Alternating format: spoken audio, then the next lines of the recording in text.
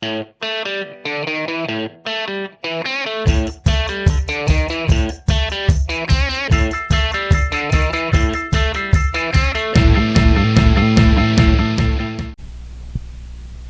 I'm Mark. I'm your host for Meet the Members of the National Ski Patrol, and as we always say, all season long. Hey, folks, we're coming to the end of the 2019-2020 ski season, and we're here at Whitetail. We tried to do this on the last day of Whitetail, and we had some technical difficulties. And we had a great interview with Doug Rice, and we decided that, you know what, we have some great footage to show you, and we didn't want to waste it, and we haven't been to Whitetail in a long time, so we're recreating the interview here about 2 weeks after the final day ski season at Whitetail. But we want to send you guys off with a bang, show you some guys out there skiing, show you what happens on the last day at a ski resort, and get to talk to my old buddy Doug Rice, who we kind of grew up here at Whitetail together.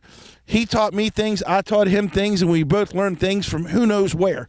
But for what, 20, 24, 25 years? Well, we've been I've been here 29 years. You have too, but you came on patrol the year after I was here. Right. So we've been together for about 28 seasons.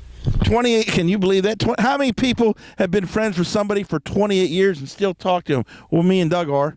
But again, we're here at Whitetail Resort here right near Mercersburg, Pennsylvania, and we want to just send things off on a high note and talk to Doug about what happened to Whitetail in the last few years, because a lot of changes at Whitetail, ownership changes and things like that. And let's just jump into it, Doug. And we talked about the history of me and you being at Whitetail here, and we started out quite a long time ago, and we both started as volunteers. We both went up the ranks as paid patrollers, and but you have the big time job now. Yeah, started out as a volunteer till 1994. That season, a lot of things in my life changed. I decided to need a little change in scenery, so I decided to become a paid patroller. And started in 94 and have been here ever since. It's been a great ride. It's been fun. I don't know what else I would do. It kind of saved me a time of a particular low point in my life at that point, so I thought this was a good idea to get in, and I've been here ever since. Yeah, we've both been paid patrollers. We've both been supervisors.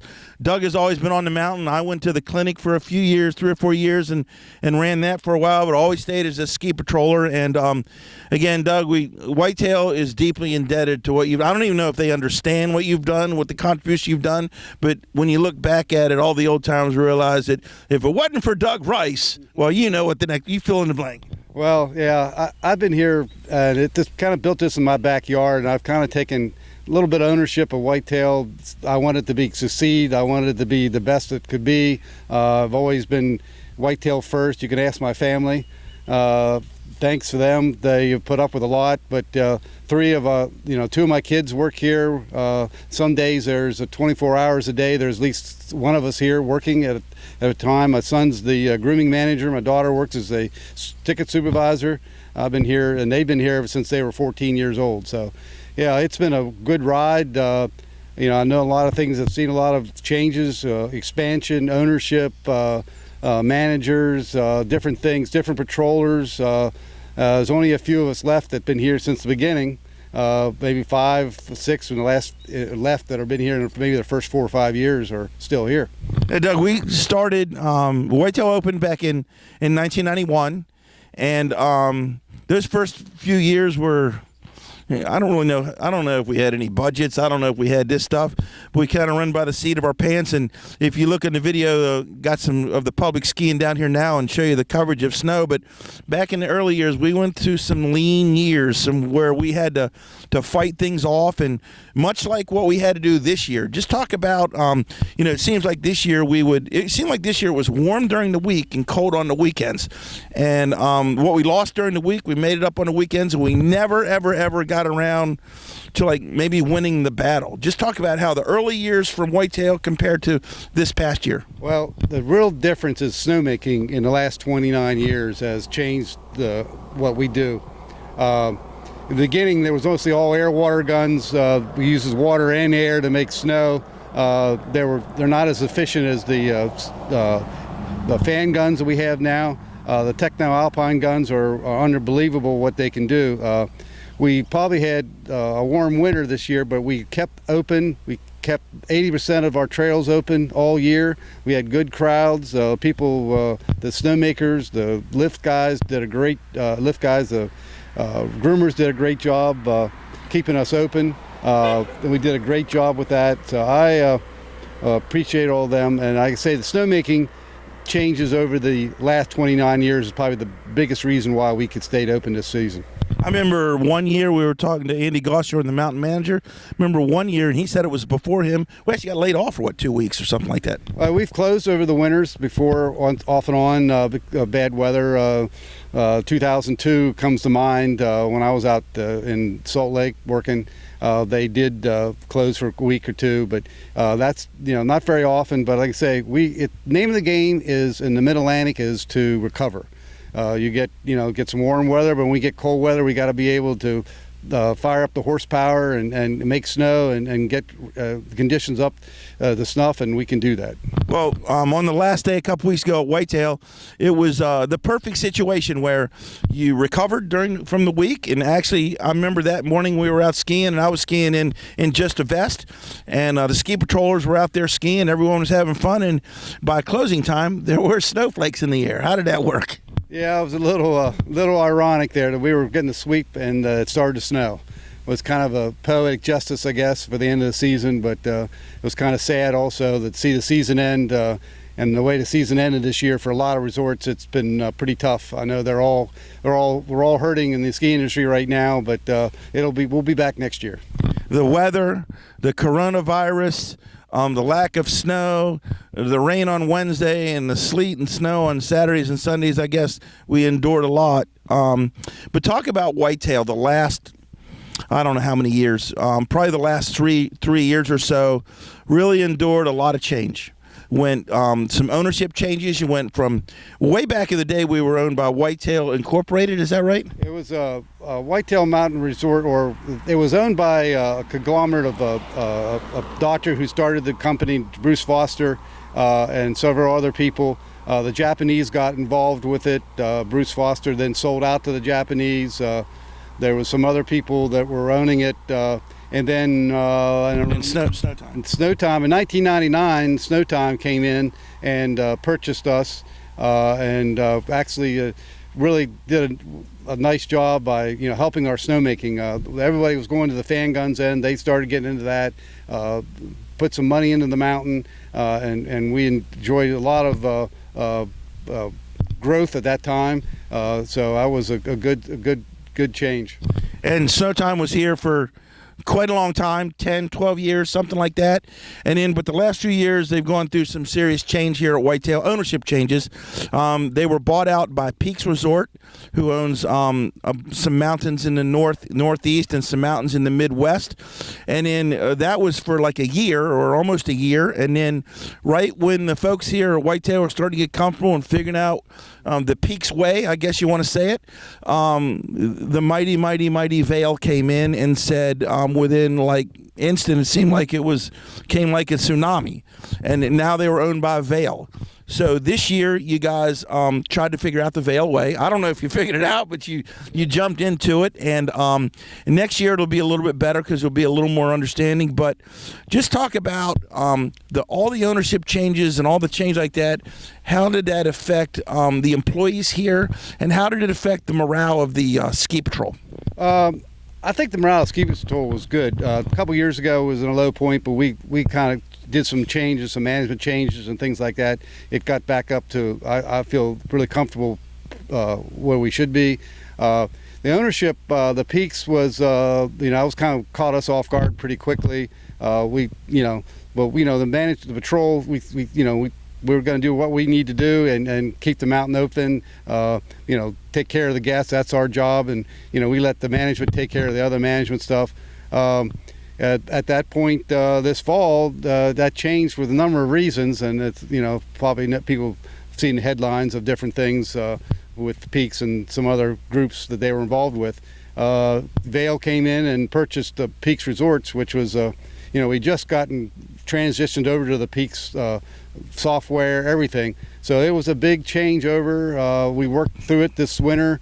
Right now, once the season and we're back to work, we're going to be changing over to the Vail products.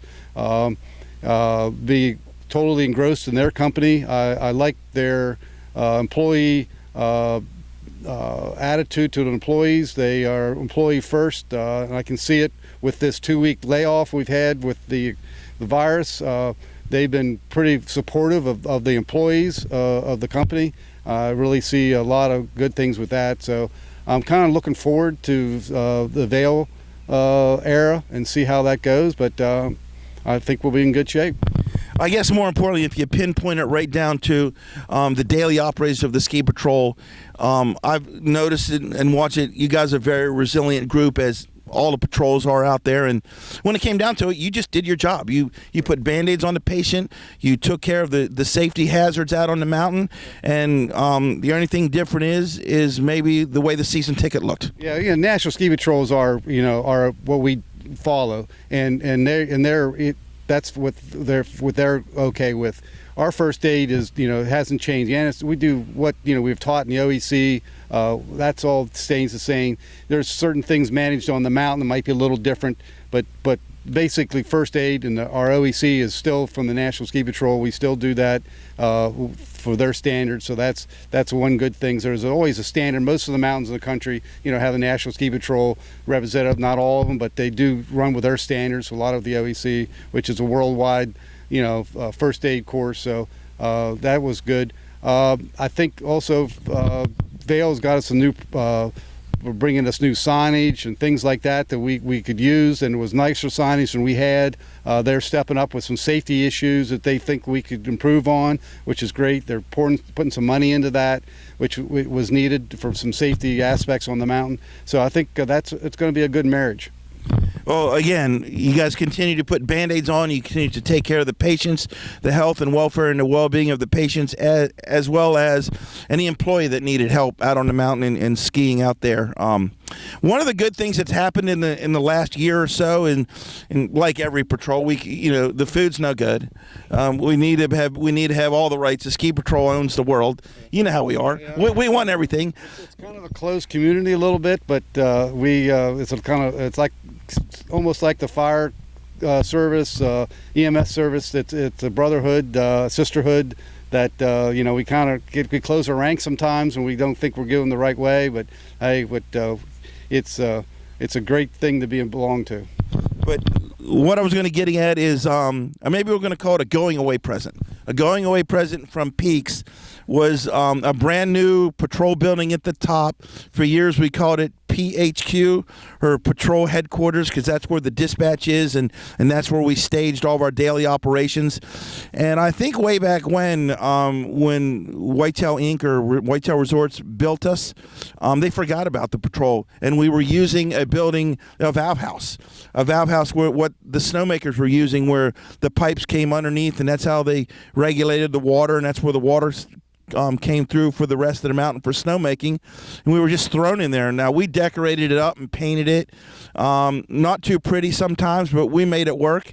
But Peaks gave us a going away present, a brand new patrol headquarters, and you'll see the video now as we talk about it. But Doug, long time coming, and well deserved, I think. Oh, it was 28 years in the making. Every year they would say, well, we'll get you something, and it kept on going. I was afraid it was going to fall down around us. I think it did once. It was getting in bad shape, and it needed upgrade. And it was I felt that for the mountain and all the nice buildings they have around here, it was kind of an ugly building that all the public saw, and it really needed upgraded. So they came up big time. We had some people that it was a dream of mine. I laid out some plans that I'd like to have on it. Rado, one of our Rado Ivanoff, yeah, Rado Ivanoff. Came up with a drawing, a plan, an engineered plan. Rob Fields did some structural engineering with it. Ryan Baroni kind of pushed the issue with the management, and as it went through, it got approved, and it couldn't be any better. We were pretty happy with it. The rooms are bigger. Just talk about each room that's in there, Doug. When we first walk in, we have a room that we can eat, meeting area. We can have lunch. We have a refrigerator. We have things like that. We can have a table. Folks, we used to have a hole in the snow mountain for a refrigerator. So we have people, the patrol can eat up there. They can cook up there if they need to. We have a grill out front, especially in the evenings when they're up there at night. It's kind of nice to have a little picnic type thing, or cook some food on the grill. We have a dispatch room to the left that is huge, that we can watch people getting off the lift, going down the hill. Got a good vision of what's going on the mountain. We keep our medical equipment there. And then we have another room we can keep our packs, our extra stuff out of the way. And then we have a garage to keep the sleds, bamboo, anything that we need on the hill. We have a closet in the back where we keep our lift evac equipment and any other important stuff that can be locked. It's a great building.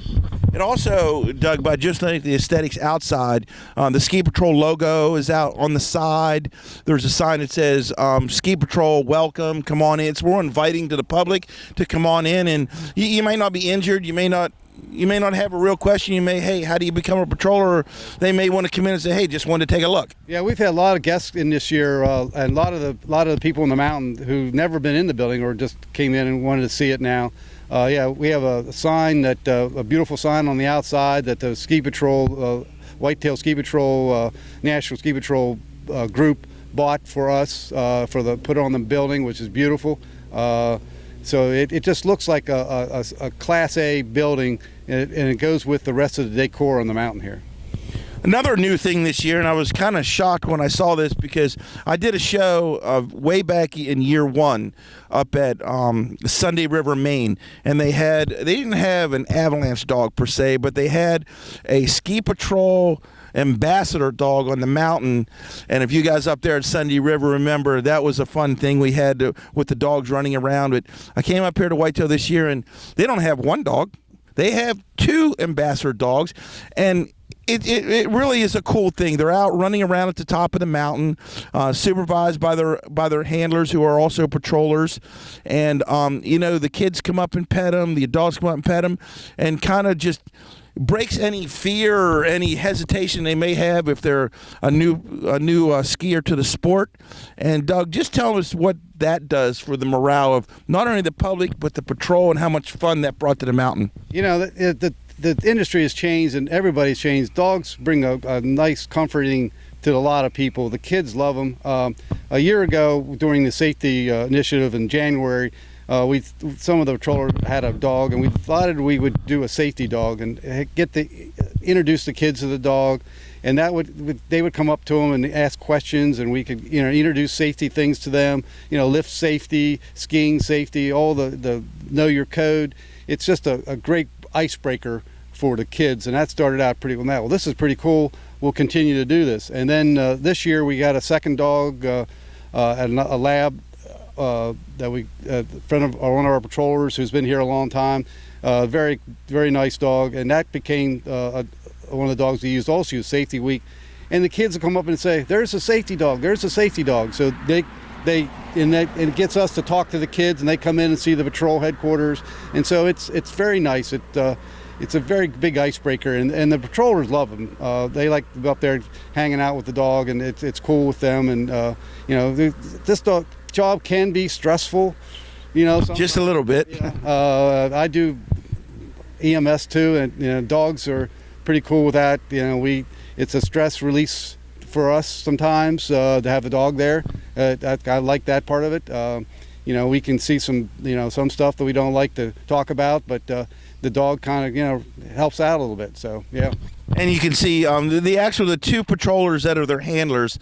The one is the dog's name is Finn, and his handler is Buck Jorce. Buck's been on the patrol for quite a few years, and 10 years, I believe. 10 years, yep. It just became an IT. Is that right? Right. Yep, IT, and he's a snowboarder. So he'll be our only snowboarding IT instructor, which we didn't have before.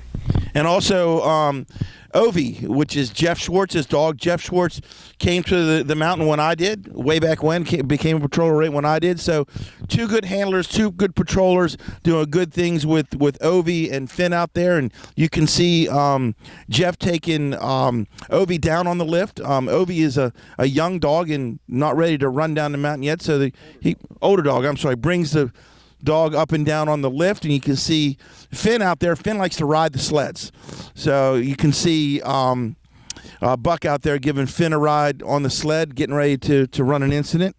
So lots of good stuff happening here at Whitetail, lots of fun stuff. So, hey, if you're ever at the mountain, why don't you come up to the top of the mountain and check us out. Come into the Ski Patrol building here and just come in and say hi. And also, if you'd like to get in on the fun and be one of the members of the National Ski Patrol, that's the opportunity to stop and say, hey, guys, how do I get one of them red jackets? How do I join? I want to do that too. Well, all you got to do is talk to someone in the PHQ, or if you're not at Whitetail, give your local mountain a call, your ski patrol director a call. And if you can't get a hold of them, the last case scenario is to log on to www.nsp.org, and the folks out at the national office will definitely, like Beckett Stokes and Melanie Hood, and well, Melanie's not there anymore, but Megan and those guys will definitely direct you in the right direction on how to get started, and they'll call us and get you going. Yep. Again, if you want to get started, Doug, it's a good way to get started. Oh yeah, we're always looking for new patrollers. We just had a ski off end of February. We have 14 or 15 patrollers that we're going to hopefully train for next season, which is a big class, but we're down a little bit. We could use volunteerism, of course, as things get in the way and stuff like that. So, but it's a great job. We've had patrollers like yourself and other people have been here 28, 25, 26 years and love it. So yeah, we're always looking for new people. And talking about loving it, on the last day, Doug, you can see pictures of the patrol that was here. I mean, there was 2 shifts here working the last day shift, but it looked like the entire patrol was here having a party out on the deck. I think there's a picture there of one of the guys wearing one of the vintage uniforms. Jay Thompson had, back when we had a mango and purple jacket. That didn't sound too good. It's kind of a cool jacket. Yeah, it was when the company started Whitetail, wanted to have something different. They wanted to have uniforms for every department different. And they didn't want to use, at that point, the rust and gold NSP coat. There was a changeover at that point anyway. They were going mostly to the red and white after that. But we went into the only thing we could get was this color, so that's what we used. And for the first 2 years, and then we went to a red coat with white cross after that. But yeah, that was we were a little different, and I still have mine at home. I got mine hanging. I think that was a Patagonia jam. I don't think Patagonia sold that color. When we wanted them, they're like, yeah, give us a deal, right? It's a classic. I'll tell you, it should go to maybe out to Lakeland and put it in their window. Hey, Megan, that's a good idea. Maybe I can grab one and we can have it in the NSP museum out there in Lakewood, Colorado, where the national office is. We're probably one of a kind on that coat in the National Ski Patrol. We are definitely one of a kind, but I tell you, I'm not going to mention the mountain, but one time I was skiing out west in a mountain and I saw a ski patrol and they were wearing a black jacket with a black cross, and I went up and said, no, it was a black cross, and I said, well, how does people see it? And he goes, when they need us, they'll see us. Yeah, I've seen some black coats with white crosses in some of the mountains too. I think Aspen has some similar to that, but yeah, it's it was a different coat. We were definitely seen.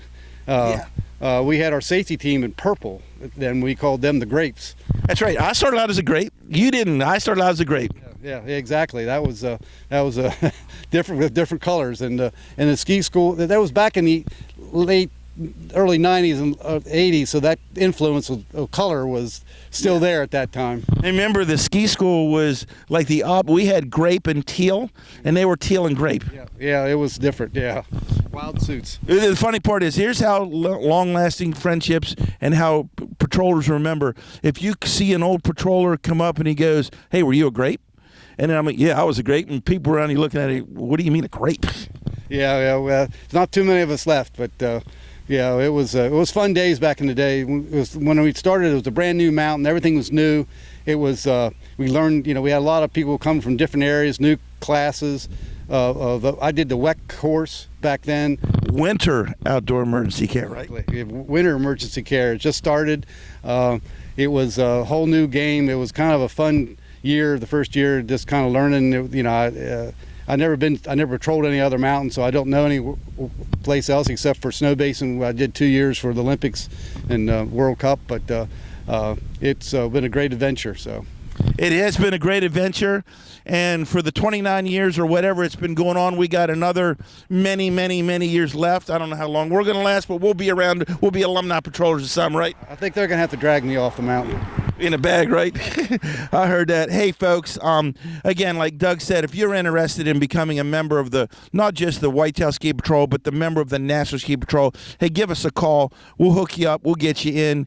And I just want to let everybody out there know we had despite the weather, and everybody back home goes, yeah, tough winter, no snow. You know what? We had a ton of fun with the snow we had, and as members of the National Ski Patrol, we'll figure out how to have fun on the fewest snowflakes there is. But again, we had a great time. We got a great class coming in, and just want to let everybody know that winter is winter, and we'll make it fun. Again, hey, I'm Mark Clem, your host for Meet the Members of the National Ski Patrol, putting it in to the 2019-2020 ski season, and we did it in style, Doug, with a big barbecue at the top. It's fun weekend. We enjoyed it. We always like to close. It's always a fun time for everybody. But yeah, it was a good season. Like you said, Mark, people thought we didn't have a good season, but we did. It wasn't the best, wasn't the worst. It was average at best, but we had the people that came had fun, so that's all counts. Hey, folks, coronavirus, no snow, rain, sleet. Hey, we're going to win. We're going to beat you. Again, I'm Mark Clem from Meet the Members of the National Ski Patrol. Jump in the bandwagon, folks. We'll meet you down the road. See you then.